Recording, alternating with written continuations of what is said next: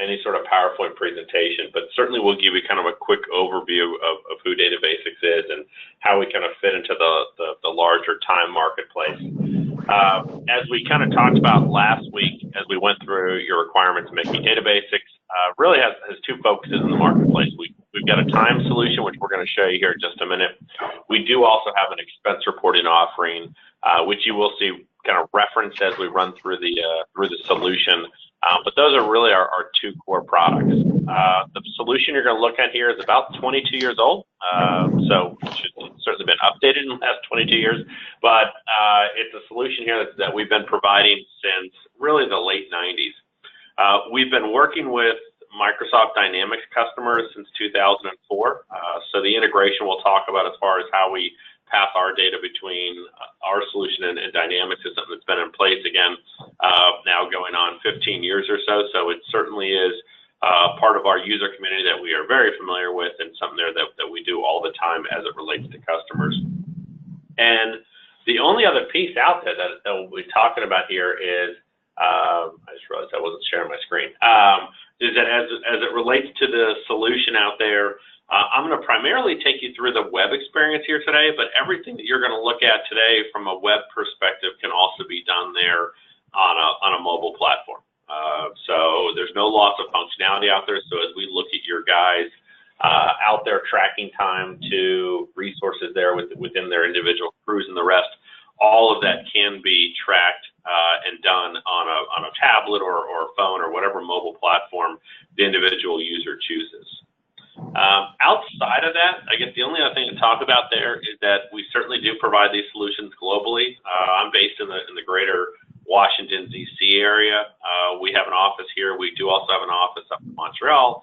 And as we look at some of your requirements as it relates to different unions and provinces and all the rest of that, as it relates to how we ultimately present the data back to you, I don't see any challenges out there. And again, it's something there that we've been doing here for a good number of years as it relates to, organizations that do have different requirements based upon where they may either work or be located. And then also takes into account some of the items out there as it relates to currencies and others. I think at this point you guys are just handling Canadian dollars, but if at some point you do move or need to have additional currencies pushed to the system, there are some things we can look at, especially about how you guys go out and track the projects and those pieces. So with that, I'll kind of stop for a second, see if there's any questions, or after that, kind of jump into the actual solution. No, I'm good. Okay. So a couple things here, and this may be a little different for kind of Angela and John as they look at the solution. So one of the things that we talked about last week was just kind of how you go about entering time into the application. And really what you are looking at, or the way we would define it, is more of what we'd call kind of a crew timesheet. Our traditional method of entry, and if this goes back, really to the first time that the solution was put out in the market, the traditional way the user would be traditionally entering in his or her time. So I would go in, I would pick these are the projects or the project that I'm working on. I would put those hours in as it relates to that day, and then depending upon what the reporting time frame or period is, if I need to submit it then, that's fine. Or at the end of the reporting week, I would turn around and submit it. And what we would do is take that data, push it over into the accounting solution to handle kind of all the accounting processes. We would push it to the payroll solution to do anything that related to payroll. And really the user access would be handled, or I should say the user to timesheet access was kind of a one-to-one relationship. The user entered data and he or she had their own timesheet. What we kind of talked about the other day was something there that we have been doing, and I'm going to kind of show you the way that we've traditionally done what we're going to call, again, a crew timesheet in here.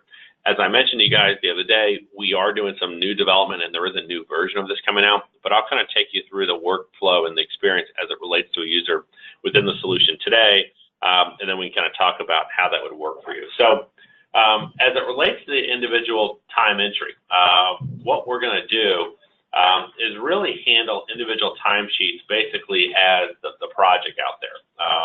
And what that allows us to do is to, as we come into an individual time reporting period, so I'm just going to log in here. And what you'll see here is basically just going to be a dashboard. So for this particular person, so we're going to look at this more as like a proxy. So someone coming in to enter time for his or her crew. In this particular view, they're going to be able to see the time sheets or time periods that we're working off of. Now, I think you guys are entering your time in daily. I don't know if you actually submitted it daily, but what we're going to do is basically open up the current timesheet period and start looking at kind of how I can go ahead and enter information. So I'm just going to open up this reporting period for this part of March, so just basically this particular week. And we can talk about all the individual details as it relates to what goes in there. But as I come in, what I'm looking at here is a timesheet for this particular project. Very generic. You'll see it's just project 001. And I could have individual tasks and other. Chris, sorry, I just want to make sure this is being recorded, right? Yep, it certainly is. Okay, thank you. Oh, let me just check before I say that with such certainty. Yes, it's being recorded. So it's being recorded. And just kind of a side note, it usually takes about 15 or 20 minutes for it to compile that. So I will get it over to you early this afternoon, but it may take a few minutes for me to get that over to you. So as I come in, let me kind of give you the lay of the land, and then we can talk about individual options. So in this case, I'm accessing this timesheet basically as a project. So I'm looking at this as the individual project. Then what I have within that project are really the resources that I'm going to be tracking time against. So in this case, I have two particular resources. I've got Art Collins and I've got Ted Coles. And then I have the department that those users are in. I've got their actual job or title. And then I've got the reporting week as it relates on the right side of the screen. Now, as far as information that's out there, we can change, we can modify, we can change labels, we can hide information, we can add information. Ultimately, what we're trying to do is to figure out what information is relevant as it relates to the individual timesheet. So in your case, one of the things we were talking about last week is that we may be wanting to track where the work's being performed. So it may not matter where the user originates, but rather where the work's being performed. And so we can turn on or off information like location and other items out there, which will take into account not only a user's default location, but also where the work's being performed. As it relates to the reporting period, in this case, I am looking at kind of in this case, this timesheet is set up as a semi-monthly timesheet. So it's going from the 1st of the month until the 15th. That is totally up to you as far as what the reporting period looks like. So we can do a daily timesheet, we can do a weekly timesheet, we can do bi-weekly. That's totally up to you guys. Or we can vary it based upon the project out there. We can say, well, this project, we're only going to capture time weekly. Other projects will do bi-weekly. As it relates to the entry of time, as I come in here, I can go in and just simply say, the user, for these particular users, I put 7.5 hours for this particular guy, 7.5 hours for this particular one. And if I want to add in another resource, what I can do is I simply hit add. And if I can look the resource up by name or description. So if I know his name starts with John, I can just simply start typing John, and it's going to pull up this resource. And then again, I can go in and put in the hours for that particular resource. So at this point, what I have are 3 resources for those hours in that particular day. Let me kind of stop and see if there's a question you had there. Yeah, I do. I'm curious, can you put in a start time and end time instead of the hours and have it calculate? Yes, so I can do that. I can show you that in a different view. I don't have that turned on for this particular demo, but yes, I can enter in start time and end time. So actually kind of manually, when I say manually in the sense that I can say, hey, they started at 9 and they stopped at noon, or they started at 9 and ended at 5 or whatever, and it will auto-calculate that. So it'll give you 2 fields. The other option I have is actual punch in and punch out, but as I'm looking now at my notes, I think you guys actually enter the time in, or you're not actually capturing when they start and stop. Is that correct? We enter in, yeah, so we put that they worked 7.5 hours on that day, but we always have the supers say the time the person came in, the time they left, and then we deduct a half an hour for lunch from that. Okay. Yeah, and that's fine. And I can show you what it does is it basically, you'll see up here as I'm on this line item, as I hit this cell, what you would see is it would pop up down below and it would show you that this particular user, again, it would have those total hours, and then it would deduct whatever, again, if, in your case, if it's a half hour out there. Now, one of the things I have is that you guys are entering time daily. What I didn't clarify when I was asking you that is, are you submitting timesheets daily to kind of go in and the process, or are you just entering time every day, but then you're going to process the timesheet once a week, or what does that process look like? Ideally, so the guys fill out, it's a paper timesheet. They fill out the paper timesheet. They take a picture of it. So that we have it 8 o'clock the next morning. And so they get it. So say on a Monday, they have all their guys, the supervisors fill it in. It's got to be to the project coordinators by 8 o'clock the next morning. Then the project coordinators review it, get it up to payroll by noon. Then payroll looks at it, accounts for every guy, puts all the numbers into a spreadsheet. Then the spreadsheet is calculated at the end of the pay period, which is 1 week. Then it is entered manually into our payroll system at that time. Okay. Because everything we do is manual, even if with the system we have right now, even if she were to enter the timesheets in every day, they still won't even get processed. We could never even have real time, even if we wanted to, because it doesn't get posted or anything until the pay date. So once they get paid, then it gets posted. So, but in this situation, I mean, if we had the information daily and it gets up to accounting and she puts it in payroll, she gets it in and posts it. It can be posted on a daily basis, but it can also be done on a weekly basis. Right. So that was what I was going to ask you. I was going to say, so one of the things we would certainly provide you is access to the data every day. We would hopefully be eliminating anyone having to kind of key or post this, that we could automate that process. But that is an option you have here. So and from our side, we can do either one. So we can continue to push it every day. But again, this data is here daily. Now, one of the things I think you were looking for also is kind of making sure people are putting in, again, that we are accounting for that data every day. And so even if the user is not, quote, submitting this timesheet on, we can still enforce compliances day by day. So in the event that we didn't have a full day for a user or something else that you guys may be looking for, within this view and within this process, we can enforce policies and flag someone to say, wait a second, we never got, or we only got 6 hours for this particular resource. So the solution will enforce business policies and again, can notify and create visual reports that would go out to you and others out there to see that information day by day. Yeah, that's good. So if I understand that correctly, just say you had 4 hours for somebody for that day, the system would flag that and say, why is there only 4 hours? Is that what you mean? Yes, so and that's a scenario we could do if that's something you guys would be curious of, like, wait a second, why do we have that? And so yes, the answer is yes, you can certainly do that. Okay, cool. So as far as the other piece out there, and I think one of the things that you were talking about was kind of the, looking at some of the additional details out there. I think you used the kind of the scenario of like working on different floors and other items out there. There is the ability within the solution, and again, depends on what information you're trying to get, but there is the ability for you to go ahead and to start actually, capturing other information. Now, in this case, I just have a generic, well, we have got a purpose and a value here. And again, these are labels, but if we do want to capture additional information out there, again, you could have a question out there, what floor do we work on, or units of measure, or any other item out there. You have the ability to also capture that by individual resource or at a total timesheet level.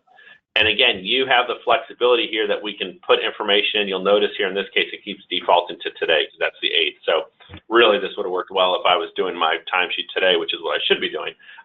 But what it would do here is, again, I can come in here and to provide details related to that. And what you're also noticing here is that it does have a relational data fields here. So it says, hey, if you're going to put this in, you need to have some other data out there. So as it relates to kind of the additional details that you are looking to capture, the solution does give you some ability to go out there and to capture that. Again, just I think the scenario you guys kind of mentioned that the other day. So Mickey, would that work for you? Like you mentioned that you have to track, like when they're working in an asbestos environment? Yeah. Well, what we have to do is we have to calculate the number of hours. So when you're typing in, so if we were to go back to one of those guys, 7.5 hours. So for one of those guys working there, 3 of those hours was in a type 3 asbestos environment. So right now, all we do, we have another column because it is daily. So beside this guy, we would enter his time, 7:50. That's for payroll purposes. And then we track at the time that he does it, so we know we're always correct. The hours for that particular guy was in a type 3. So if this is being done by record, what it looks like it is by guy, you go in there, you can put that in that specific spot for the day. You can say that 3 hours in type 3. And then we would just need to run a report for Ted at the end of the year, because we only need it at the end of the year. We need to run a report for all hours, all Ted's hours in a type 2 or type 3 environment by the end of the year. Okay.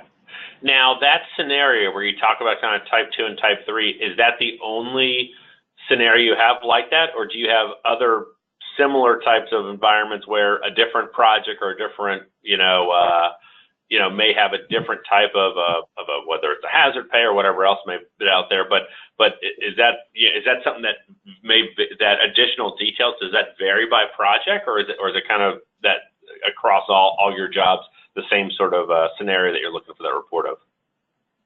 For that particular one, it's just a 1 yearly report that we have to send to all of the employees that work with us. How many? Because after they have so many hours of exposure, they have to go get a physical, and their physical condition should match basically how many hours of exposure they've had. So if they're in worse shape, then then they have to deal with that. If they're in, that kind of thing.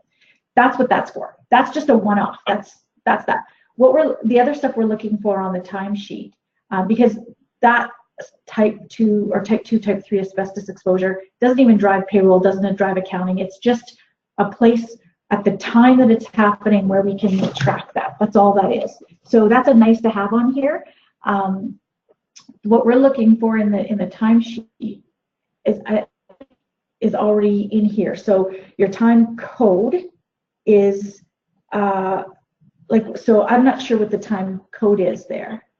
Is that just? So it can be, and again, we're just looking at all sorts. A time code could be things like, it could be anything here. It can be, you're looking to hear things like on call, and these are configurable. So you're just looking at different types of time. What work on time codes here? Why don't you give me what would your time codes typically be, or what would you be looking for on that line? So what we look for, and I don't know if it's in that one, but what we would look for is department, not necessarily a department. We would want a labor code. Right now we've got 3 labor codes. You're either a supervisor, a laborer, or a lead hand. So those drive your pay. So that's step one of your pay. That's just so. If you're a supervisor, you get what we call a supervisor rate. So you get your regular rate of pay per the union, and then you are given additional X number of dollars per hour while you are a supervisor.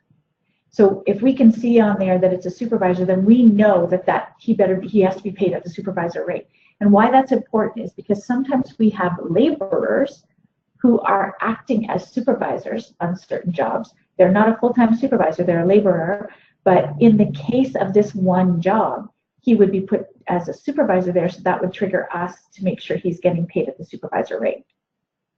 That's step 1. That's labor codes. The other level of detail we would need is task. What task are they doing while they're on their job? Is it a type 1? Is it a type 2? Is it a type 3? Is it mold? Is it asbestos? Is it demolition? So we have right now about, I'm going to say 12, 13 something codes, task codes that we use. And then they choose on there what it is that they're doing. And basically that would be tying back to the budget line item on that project. So when we go look at a project as a whole, when we go look at that project, if they're doing demo, then we should be able to tie the hours, not only know that there were 300 hours on this job, but we would know 300 hours and what exactly they were doing. Okay. No, it worked. Here, I was just, while you're talking there, I was going to do a couple things real quick just to show you kind of similar how this would look. So let's do this.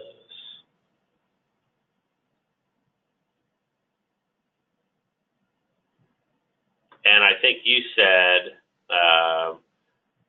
you called it, so I was calling it a job there. I think you said you call it a labor, you call it a labor class. Is that what you call it? There's two, yeah, so we would want the project number, and then we would want a labor code. Okay. Yeah. So, I'll just kind of give you a quick run through what that would typically look like here. Let me log out of here and log back in. And again, we would obviously configure this more specifically to your individual requirements, but I can do this on the fly just to give you kind of a little better look and feel as it relates to what you're looking for there. And again, so this would be something there that we would get in there and get adjust for you guys. But so something similar to like this, where you would have a task there. I mean, is that kind of what you would?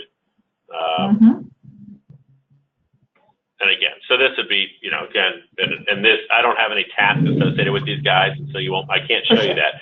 But we would be able to have the ability to come in here. I may also, let me see. Nope, I don't have any tasks here. So, okay. So I would have the ability. Go ahead. No, I just said that's okay. I get it. Yeah, and again, so we can hide. We can hide things, take them away, add them, and again, you'll see here these are just labels out there. So once the timesheet is done, as far as kind of the user side, I can save this and come back in and continue working on it as it relates to that individual, or at the end of the reporting process, timesheets can be submitted. And when they submit, they would effectively go into a workflow. That workflow is going to be whatever you determine. So it may just be going right into the individuals right now that are reviewing that data, or maybe you do have some sort of formal approval process as it relates to that timesheet. Ultimately, once all that data has been approved, at that point, we're going to look at creating an extract for you. And it sounds like we'd be looking at kind of two different types of extracts. One would be kind of the payroll side of that. So just moving those hours over into payroll so that we can get the resources paid. And then there's probably some sort of accounting. I don't know if there's a billing component, but there'd be some sort of accounting extract as well as it relates to moving these hours over into the GL or somewhere else as it relates to what you're doing within these individual projects. Ultimately, well, I know go ahead. No, I was going to say typically what happens is the time would be moved into the payroll system to get paid, and then the information from the payroll system would dump it into the GL and into the projects. Okay. We will support whatever process you guys want to do out there. So that works fine. I guess the big thing that we will do for you though is present that data to whatever target system. And again, what we can do is we can take within here, we can look at hours by resource, by task, by labor code, and again, any other information out there, location and other components there. We have the project details and all the rest of that. And so we would ultimately push that out. You would have visibility within our solution. So I'm just going to jump over here to let me stop before I move on. I was going to jump over to the admin side here for a minute and just show you some of the details we can provide out there. Yeah. So let me do this. So ultimately what we're going to have here is two big components here. One is we're going to have a reporting platform.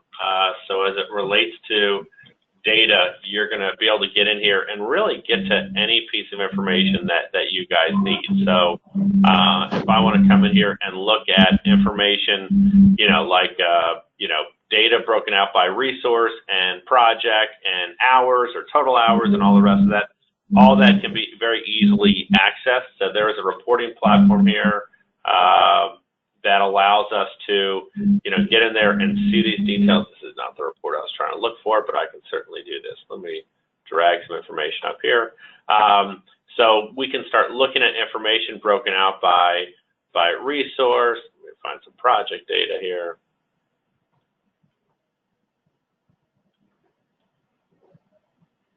This wasn't a report I was looking for, but I can go. Let me go find it. I've got a better one here for you.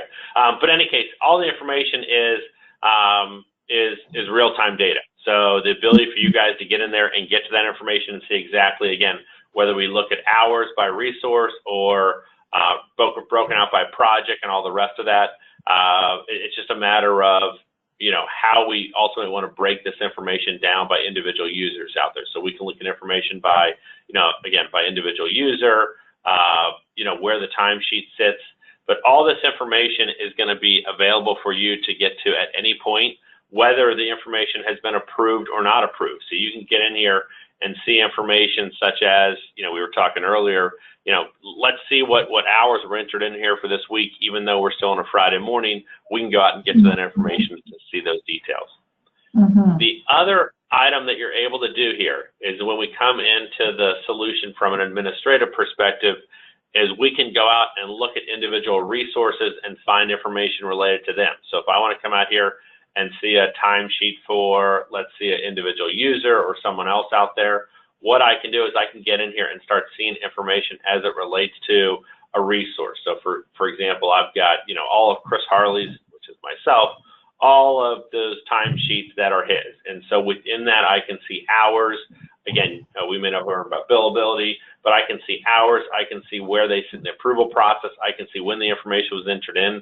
So I can come out here and run, an audit report and see all that information. But the important thing here is that all this information is real time. So you'll be able to quickly get in there and see that information broken out by project, resource, or however else you guys want to see that data as it relates to that individual user or users or projects, again, depending upon how you're breaking that information down. Within this admin tool, this is where we would go in and configure the solution.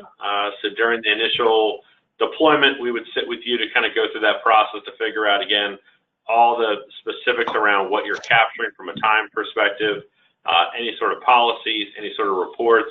And then also, this is where we would go in and configure the solution as it relates to the extract as far as pushing data out of our system into your target system. So this would basically come out here and to create an extract profile, which would match up. So the idea here is that you're not having to manipulate or key data. You'd just simply be reviewing information, and then we're going to create an extract that's going to push all that data over into whatever target systems we end up pushing this data into. Question. Let's see what kind of questions you have. And as I say, the only other thing I'm going to mention is any reports that we're talking about here, or any other kind of additional, those processes, all of those can be automated.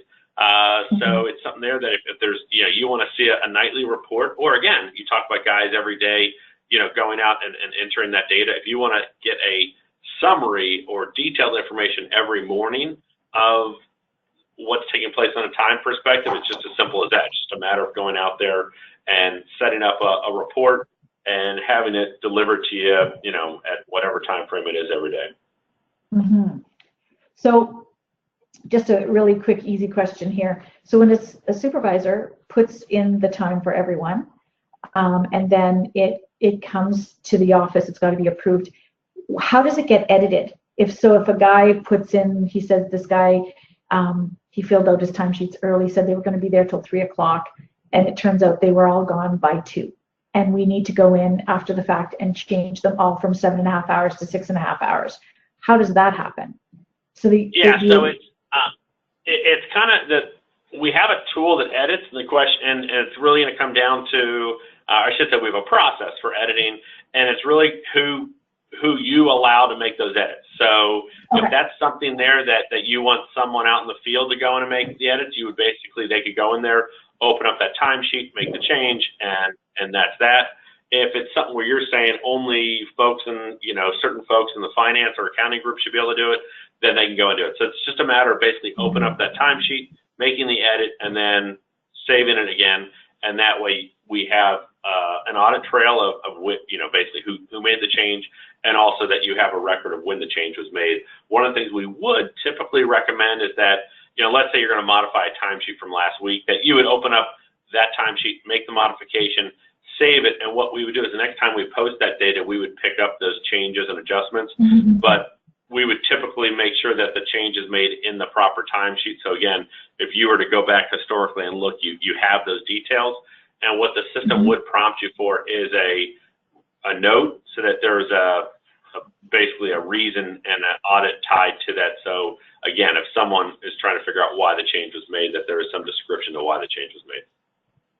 Right, and for the reporting, jumping over to reporting now, I'm pretty sure I know the answer to this. This is database driven, right? So there could be some stock reports, but then I can just build any report I want and just pick the areas of data that I want, right? Yeah, exactly. I did a bad job of having reports ready, but that's what you're looking at here. So you can drag and drop these, and then what you can do is you can then go out and you can create a filter over here. So you can now come in and say, you know what, I want to look, I want to see just the, just the supervisors or whatever else out there. So you have the ability to, slice and dice, and then once you like a report, you would just basically save it as your own view, and then you have that moving forward. Perfect. Yeah, that's what I figured. Okay. Well, those are kind of the big things I was looking to show you here this morning. I do have more time if there's any additional questions, and say from with Angela, I don't know if there's any questions Angela had out there, but So how does the expense side work on this? Like for these kinds of timesheets, the only thing our guys would ever have, usually if they had parking, so they're downtown and they're on a job, like, maybe even a parliament building or something, and they've all got parking. I'm not sure if we would use this, but I wouldn't mind just seeing just quickly how that goes in. Yeah, so if it's being done via proxy, so again, if this is someone, so we have an expense module. It's a separate module, but it sits basically under the same umbrella. And what would happen is, it depends upon how we do it. So I can go and enter on behalf of someone, but just for this case, I'll go in and just do a new one on my own. What I would do is I'd come in here. It would, basically ask me to provide details. So like I can just say, mileage for a project.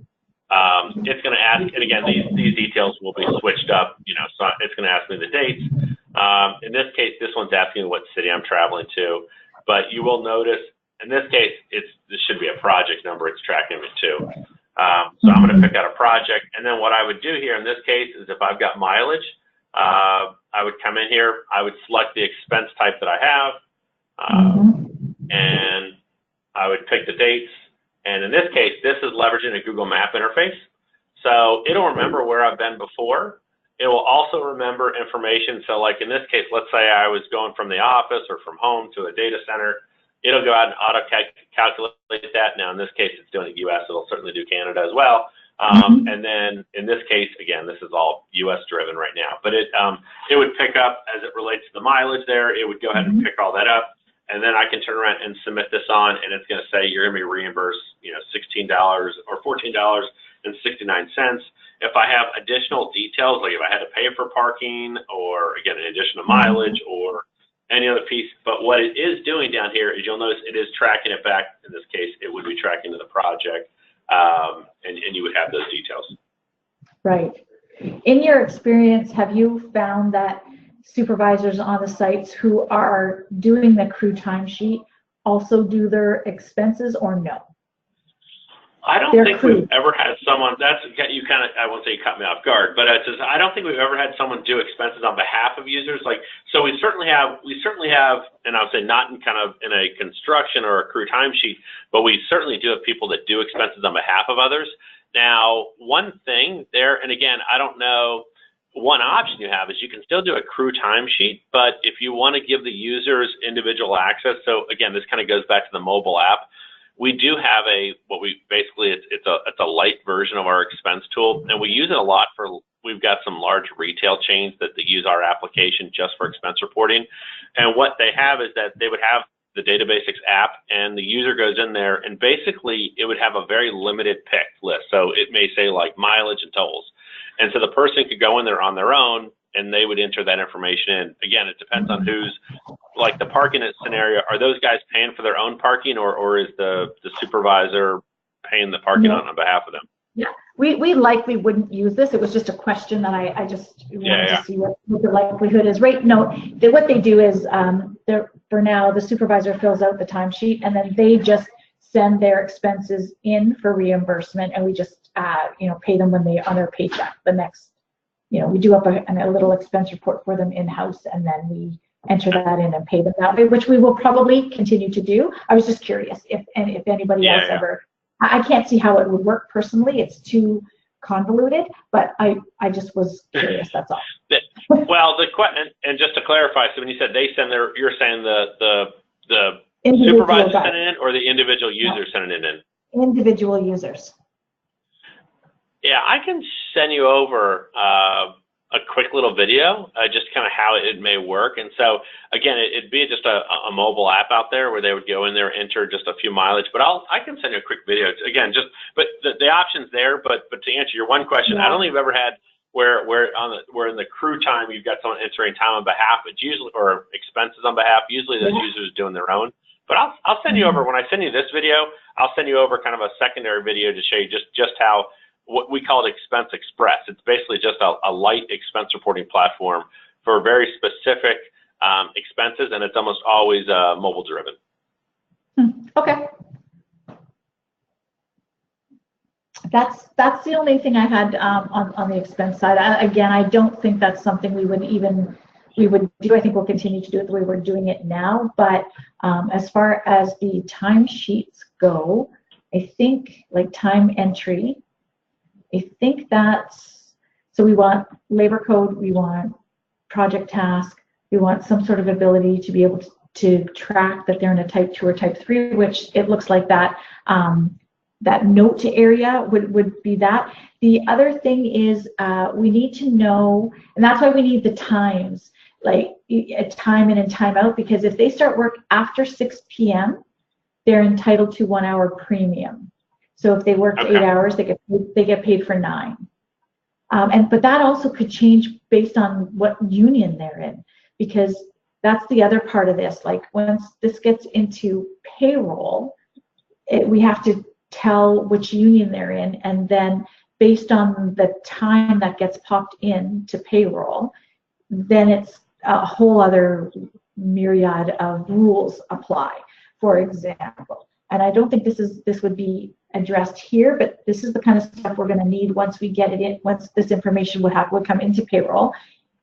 So let's just say in one of our unions, if they work 9 hours in a day, they get regular pay. If they work 12 hours a day, the first 9 are at regular, the next 3 are at time and a half.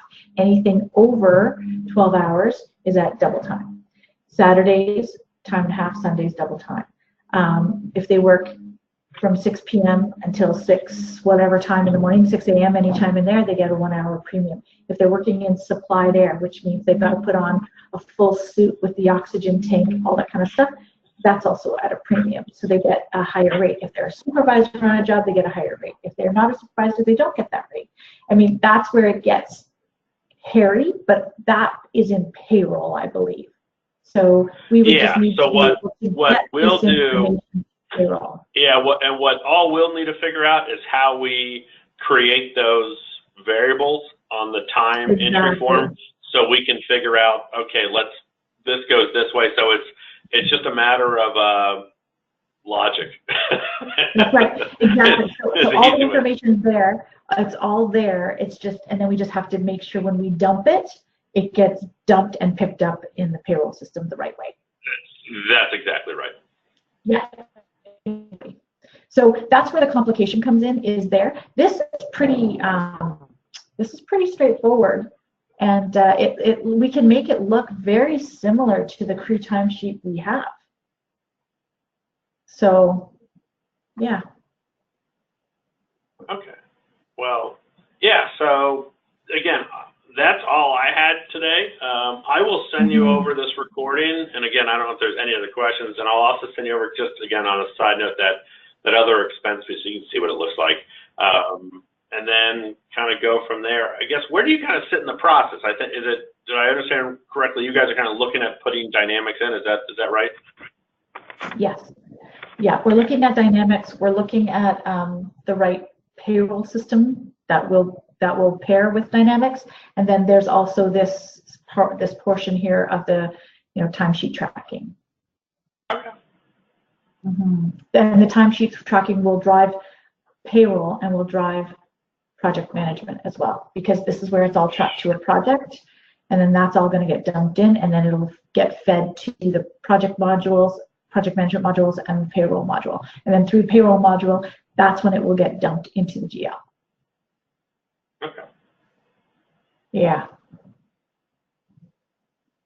Okay. Okay, Mickey, did you have any other questions for Chris? No, I think that's it.